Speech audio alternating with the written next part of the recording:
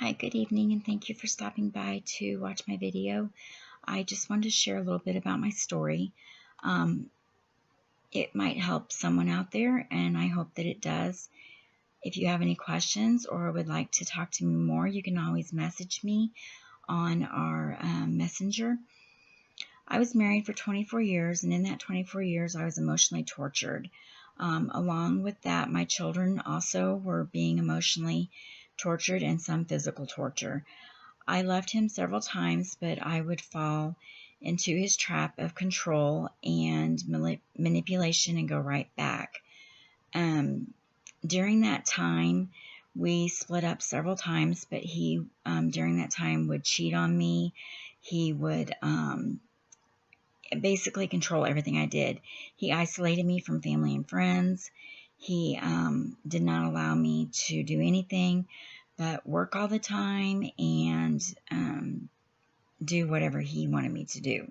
He kept me broke all the time, so I wasn't allowed to really go shopping or basically I had no life but work and taking care of him and taking care of the kids. So he had me pretty much under his thumb. I left him several times. Like I said, I would fall into his trap of control and manipulation and go right back. One time we separated for 2 years and I still went right back. The last 4 years of our marriage, he tried to destroy me. He would play mind games with me, and he would tell me that nobody would ever want me, and so he would use that to try to control me to stay into the marriage. But the last 4 years, he never had any kind of relationship with me at all. There was no sexual relationship. There was no affection. There was no kind of marriage. He basically just put me into an emotional roller coaster and tried to destroy me. I went into a very deep depression. I couldn't handle life. It was really bad. The last 6 months was the worst. He moved me to Florida, away from all my friends and family, which I had never been away from my friends and family. And here I was thousands and thousands of miles away from everybody, which was one of the tactics he used because he always tried to keep me isolated from everybody. But this was the worst time he had ever kept me isolated from everybody because I was so far away from everybody. I couldn't get back to my family. I couldn't get back to my friends. So I was completely away from everyone. He then took my children and he got me kicked out of my apartment. He drained my bank account and he left me in Florida. Oh, he also had his family clean out my storage and take everything I had. So all I had was what was in my apartment, which was very little.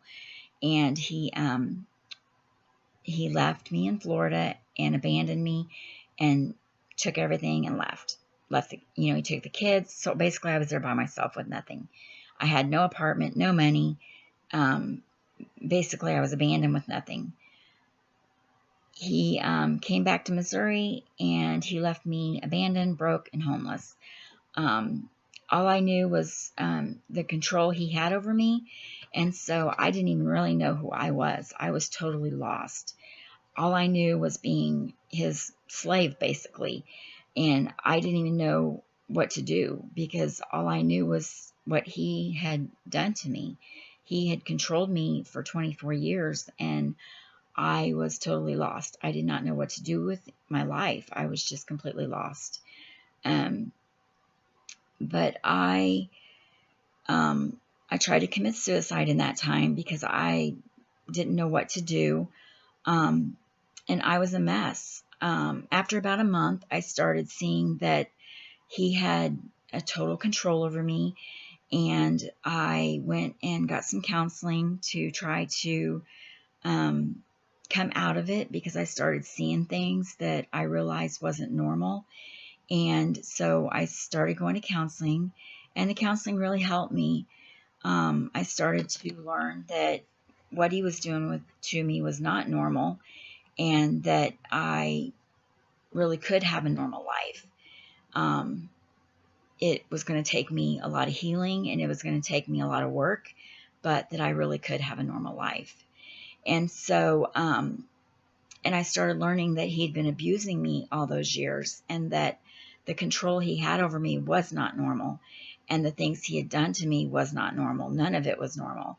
The cheating wasn't normal, which, you probably are saying, why would you think cheating was normal? Well, I didn't think cheating was normal, but the things he had done to me and the way he had twisted my mind and the control he had over me, I thought my life was normal. That sounds crazy, but I stayed in the marriage because I thought that was a normal life. And I didn't think I could find anybody else because he had convinced me that no one else wanted me. He had convinced me I was this horrible person, and I looked horrible, and I was ugly, and I was fat, and I was just this horrible, awful person, and no one would ever want me. So he had me convinced that, I was not worthy of anybody else.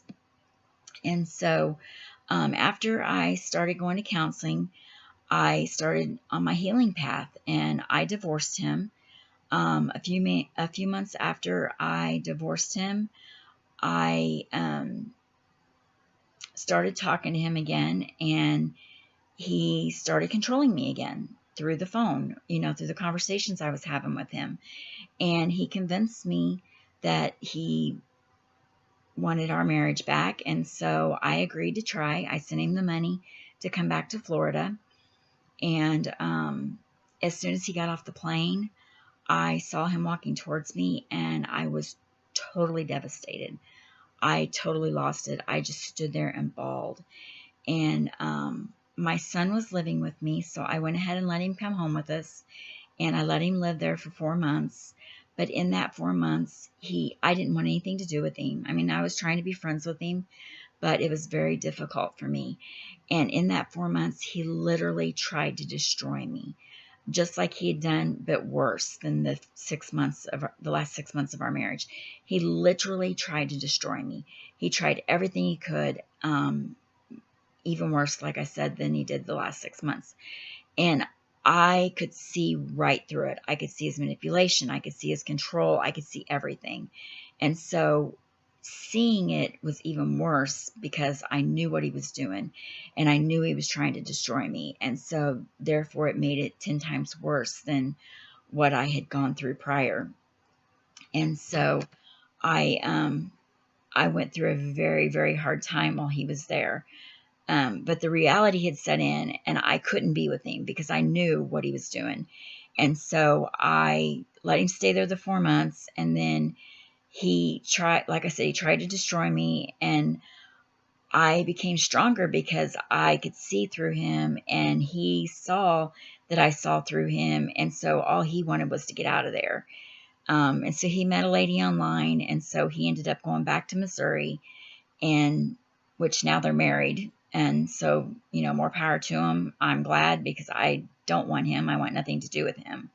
But I became stronger, and I, started on my healing path.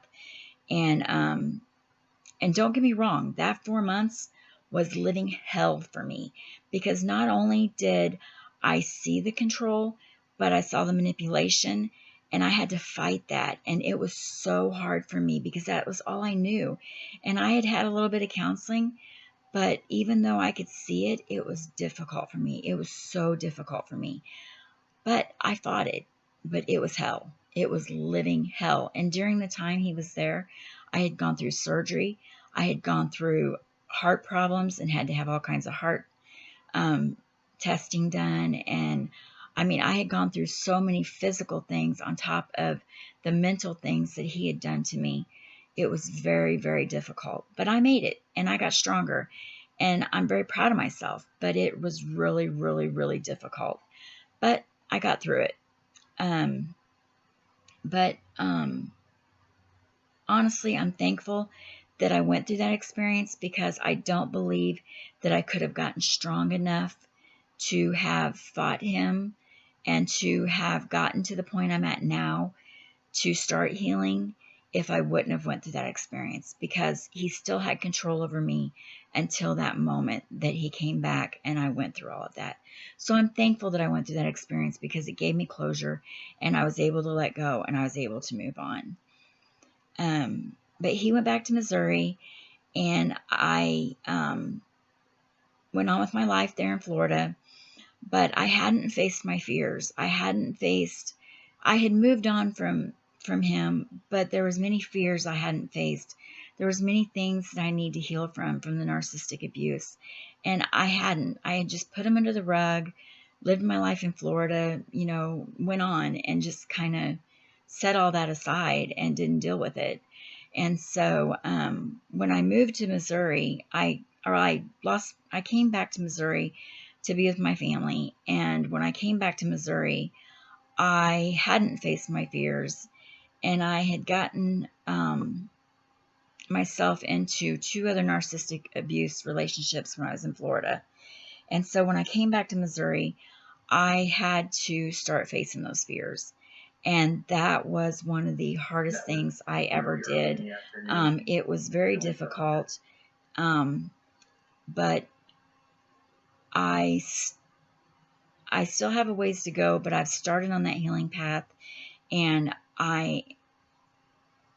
it's a daily thing. It's a daily process, because all those years, 24 years of abuse, and I've built walls up unimaginable, things that I don't even remember.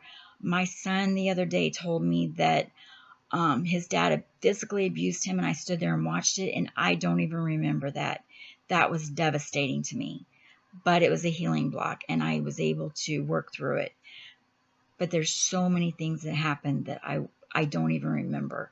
And so all of those walls that I built up have to be knocked down. And so all of those things I have to do, I have to work through to get healing. And daily, I'm working through the healing process. And I thank God for Chad every day, because him and I are working through this together. And I don't know where I would be without him. He has been absolutely amazing through this. He has helped me and walked me through this hand in hand. And I have all of the thanks in the world for him, because I honestly don't know where I would be without him today. He has helped me through this so much. I had to come back to Missouri. I had to face my fears, and I don't know how I would have done it without him, because he's been my rock.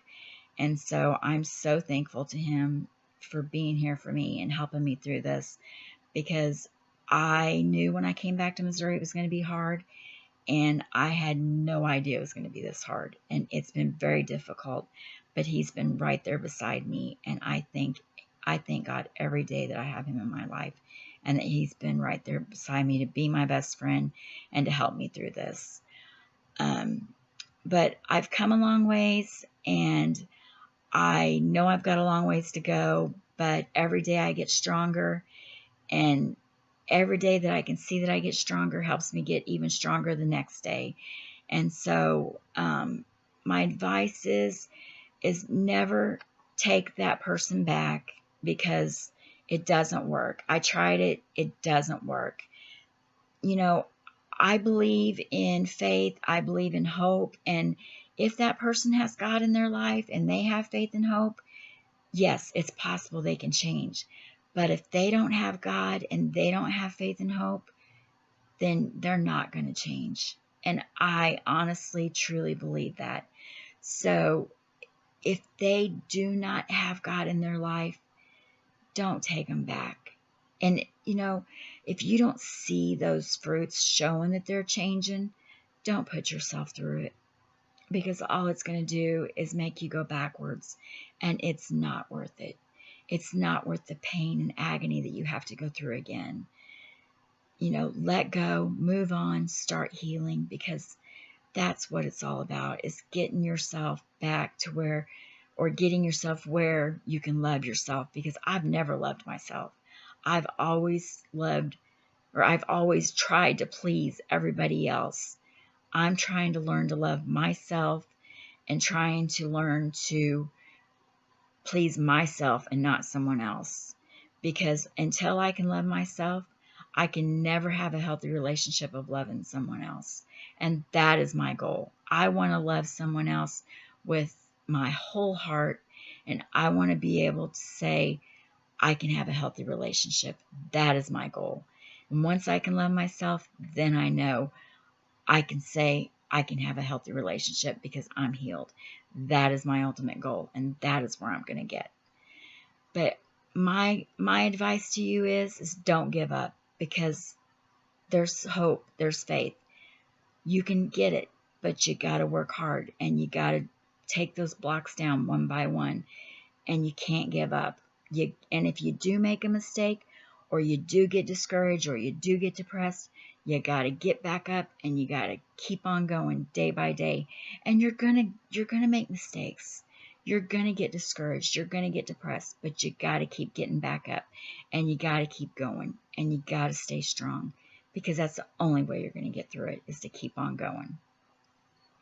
And if you don't keep going, then you might as well be defeated and stop. You got to keep getting up, and you got to keep going. And trust me, it's hard. I have bad days. I have bad weeks, but I don't give up, and that's the difference. You got to keep trying. And if I can give you any advice at all, it's don't give up, because there's light at the end of the tunnel. And I promise you that. I've seen it. I've seen the light at the end of the tunnel. I've come a long ways. And trust me, if I can do it, you can do it, because I've been through hell and back. And I can tell you right now, if I can do it, I promise you, you can do it. Thank you so much for listening to my story. And I'm always here. Chad's always here. If we can help you in any way, please reach out to us. Send us a message, comment on our videos, comment on our Facebook page, and we'll get right back to you as quick as we can. Or, like I said, send us a message on Messenger. We'll get right back to you as quick as we can. We're always here to help. Anything we can do. Thank you so much, and have a great day.